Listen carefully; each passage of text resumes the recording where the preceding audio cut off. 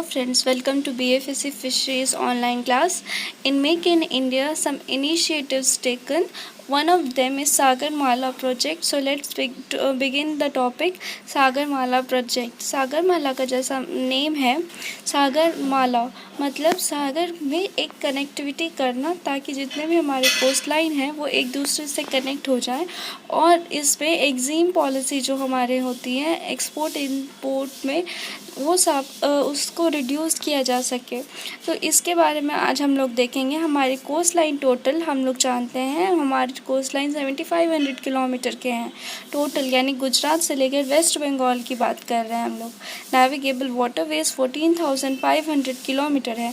इसमें जो सागर माला प्रोजेक्ट है उसकी शुरुआत 2003 में फॉर्मर पीएम अटल बिहारी वाजपेयी ने सबसे पहले अनाउंस की थी, जिसमें क्योंकि हमारे पास उतना संसाधन नहीं था इस कारण इसको आगे नहीं बढ़ाया जा सका. बाद में 2004 में यूपीए ने जो कि NMDP बनाया जिसको हम लोग कहते हैं नेशनल मैरीटाइम डेवलपमेंट प्रोजेक्ट. उसके बाद फिर 2010 और 2020 में UPA 2 लॉन्च हुआ जिसमें मैरीटाइम एजेंडा बना. तो ये सारे सागरमाला प्रोजेक्ट को आगे बढ़ाने में उतने अच्छा उनका रिस्पांस नहीं रहा क्योंकि हमारे पास उतने अच्छे संसाधन नहीं थे, इसी कारण इसको आगे नहीं बढ़ाया जा सका.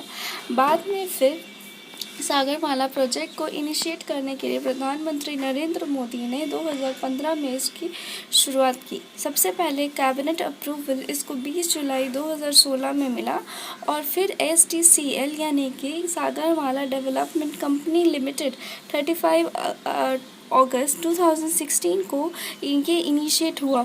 जो प्रेजेंट सब्सक्राइब शेयर कैपिटल है STCL के अंडर वो है ₹215 करोड़ का, मतलब 215 करोड़ का ये प्रोजेक्ट था. पोर्ट रेल कनेक्टिविटी प्रोजेक्ट जो कि सागरमाला प्रोजेक्ट के अंदर आती है वो 10 जुलाई 2015 को हुआ. बाद में मेडन मैरीटाइम इंडिया समिट 2016 को प्राइम मिनिस्टर ने 14 अप्रैल 2016 में ये सागरमाला प्रोजेक्ट को लॉन्च किया. इस तरह हम लोग ने देखा सागरमाला प्रोजेक्ट कब आया. अब हम लोग देखते हैं कि इसके एम क्या क्या थे. सागरमाला प्रोजेक्ट के सागरमाला प्रोजेक्ट का मेन एम था कि हम लोग जितने भी हमारे कोस्ट लाइन हैं उनको कनेक्ट करना. तो इसमें सबसे पहले कैपेसिटी ऑगमेंटेशन इससे होता. बाद में पोर्ट लेड डेवलपमेंट होगा. पोर्ट लेड डेवलपमेंट का मतलब जितने में हमारे बंदरगाह हैं उसका विकसित उसको करना. फिर इससे रिड्यूस होता है टाइम और कॉस्ट. जो भी हमारे एग्जीम है यानी एक्सपोर्ट इंपोर्ट के समय जो कॉस्ट लगेंगे और टाइम होगा वो सब इससे कम होगा क्योंकि यहाँ सबको एक दूसरे से कनेक्ट किया जा रहा है, चाहे वो छोटे बंदरगाह हो या बड़े हो. पोर्ट मॉडर्नाइजेशन का मतलब है जो हमारे मतलब बंदरगाह हैं उसको ज़्यादा मॉडर्न बनाना जिससे कि हमारे पास सारे संसाधन उपलब्ध हो. Reduce the cost of transport. इससे हमारे जो भी कॉस्ट लगते थे जैसे हमारे रेल में जो कॉस्ट है वो कंपैरेटिवली ज़्यादा है एज़ कम्पेयर टू वाटरवेज में. फिर ये पोर्ट को कनेक्ट करता है, पोर्ट कनेक्टिविटी में हेल्पफुल है. फिर हम लोग देखते हैं ऑब्जेक्टिव्स क्या क्या थे. Port modernisation, port led development in India और उसके बाद फिर जो है वो है सागरमाला प्रोजेक्ट के अंदर वो पोर्ट लेड डेवलपमेंट था. तो ये इस तरह हम लोग देखें कि इसका ऑब्जेक्टिव था हम डेवलपमेंट के लिए. फिर हम लोग देखते हैं स्कीम क्या है. इसके अंदर 577 प्रोजेक्ट आते हैं जिसमें टोटल इन्वेस्टमेंट हम लोग देखें कि इतना करोड़ था. जो प्रोजेक्ट थीम है उसमें आया port modernisation, connectivity enhancement, port link industrialisation, coastal community development. तो ये सारे प्रोजेक्ट इसके अंदर आते हैं. हमारा मेन एम था कनेक्टिविटी. पोर्ट मॉडर्नाइजेशन में हम लोग जानते हैं कि इंडिया का 90% ट्रेड जो कि वॉल्यूम के लिए अगर हम लोग बात करें वो मैरीटाइम रूट से होता है. हमारे टोटल 12 मेजर प्रोजेक्ट पोर्ट्स थे और 200 नॉन मेजर प्रोजेक्ट थे. 20 यहाँ पे दिखाया गया है कि पहले क्या था कि 1500 मिलियन टन पर ईयर का करंट कार्गो हैंडलिंग कैपेसिटी था. इस हैंडलिंग कैपेसिटी को इन्हांस करना था. तो 2025 में एक्सपेक्टेड कार्गो ट्रैफिक को रिड्यूस करने के लिए इसमें 2500 मिलियन टन्स पर ईयर की कार्गो कैपेसिटी को इंक्रीज़ किया गया, जिससे कार्गो ट्रैफिक भी कम हुआ। और जो हमारे 6 मेगा पोर्ट्स हैं उसका नाम यहाँ दिखाया गया है: Sagar island, Paradip outer harbour, Sirkazhi and Kanyakumari, Belekeri and Vadhavan. ये सारे हमारे मेगा पोर्ट्स हैं। इसके अलावा भी 200 नॉन मेगा मेजर पोर्ट्स थे।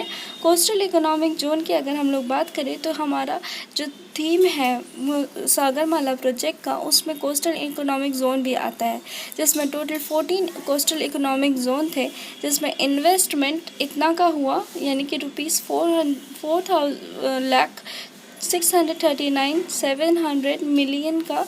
और इससे सबसे प्रॉफिट ये था कि इससे ग्रोथ इन्हांसमेंट हुआ, हमारे जितने भी जीडीपी है उसका इन्हांसमेंट हुआ, जॉब के लिए हम लोग को आसान हुआ क्योंकि यहाँ इससे जॉब आया, ये इससे लॉजिस्टिक कॉस्ट और टाइम भी रिड्यूस हुआ।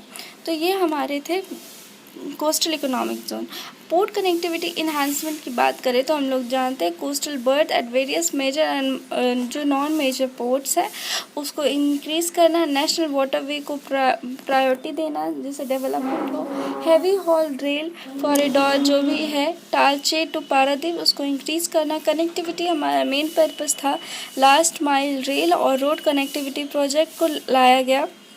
फिर फ्लीट फ्रेंडली एक्सप्रेसवे प्रोजेक्ट को कनेक्टिविटी किया गया। फिर development of multi modal logistic park को इन्हांस किया गया। ये सारे हमारे POL pipelines, petroleum oil limited, ये जितने भी हैं लुब्रिकेंट यानी कि पेट्रोलियम ऑयल लुब्रिकेंट पाइपलाइन जो है उसको इन्हांस किया गया।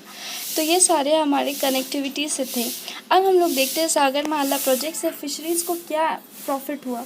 इससे क्या हुआ कि एक्वाकल्चर और कोल्ड चेन डेवलपमेंट को इन्हांसमेंट मिला, इससे बिल्डिंग इंफ्रास्ट्रक्चर सोशल डेवलपमेंट हुआ। साथ में जो हमारे फिशिंग हार्बर प्रोजेक्ट है उसको भी इन्हांसमेंट मिला। हमें कोस्टल टूरिज़्म के लिए प्रॉफिट हुआ। कोस्टल टूरिज़्म बढ़ने से बहुत सारे देश विदेश से लोग आते थे इसको देखने के लिए। फिर स्वदेश दर्शन स्कीम जो कि मिनिस्टर ने लॉन्च किया, उससे ये प्रॉफिट हुआ हमारे फिशरीज़ को। फिर डेवलपमेंट ऑफ लाइट हाउस भी एक प्रॉफिट था जो कि हमें इस स्कीम से मिला। फिर सागरमाला जो सी प्लेन सर्विस है, सी प्लेन सर्विस अभी हाल ही में हुआ है सी प्लेन सर्विस, जिसमें अनाउंस किया गया था जनवरी को 2021 में। जो हमारे STL है मतलब सागरमाला डेवलपमेंट कंपनी लिमिटेड, उसमें हुआ। ये स्पेशल पर्पस था इसमें व्हीकल फ्रेमवर्क का, जिसमें फास्ट और हासिल फ्री ट्रैवल को इन्हांसमेंट मिला, जिससे हम लोग अगर हम लोग प्लेन से सी में ट्रैवल करेंगे तो क्योंकि हमारा दूरी कम हुआ और साथ में ये फास्ट था और उसमें ट्रैफिक भी नहीं था। और ये जो है सबसे पहले 31 अक्टूबर 2020 में प्राइम मिनिस्टर ने केवडिया और साबरमती रिवर फ्रंट अहमदाबाद में सबसे पहले सागरमाला सी प्लेन सर्विस को लाया था।